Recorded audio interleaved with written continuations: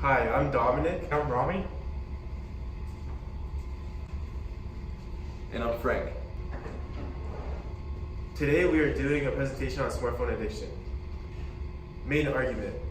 Smartphones aren't as good as they seem, but in some cases they help us grow intellectually and connectively. Smartphones distract us from families and friends. Social media takes away from face-to-face communications, hanging out in person, and also smartphones are addictive if you keep using them 24/7. 4 key points that support the argument. 1. Smartphones have created a lack of attention for us. Point 2. Smartphones make an average human experience issues similar to what a patient of ADD and ADHD would. Point 3. Smartphones have the same cognitive tool as losing a full night's sleep, making us worse at being alone and even worse at being together. Point 4. Major social media companies are using variable rewards to attract us back to our phones over time. Research question number 1.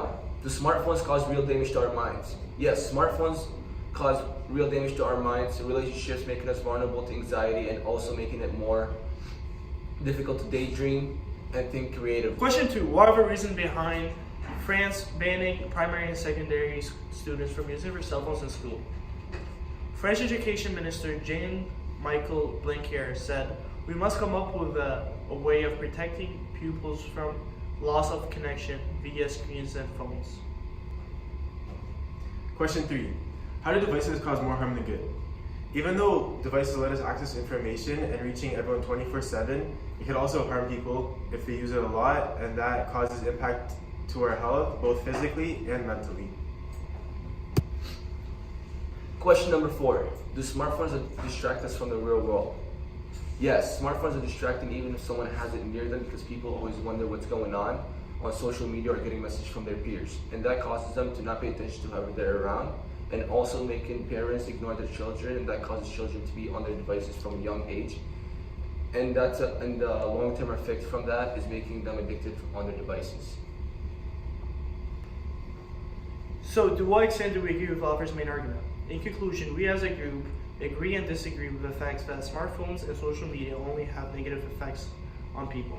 There are many key facts that present valid arguments that smartphones are distracting us from being the most productive person we can be. However, there are key facts that show our brains are stronger and more efficient with technology and our phones relevant to our lives.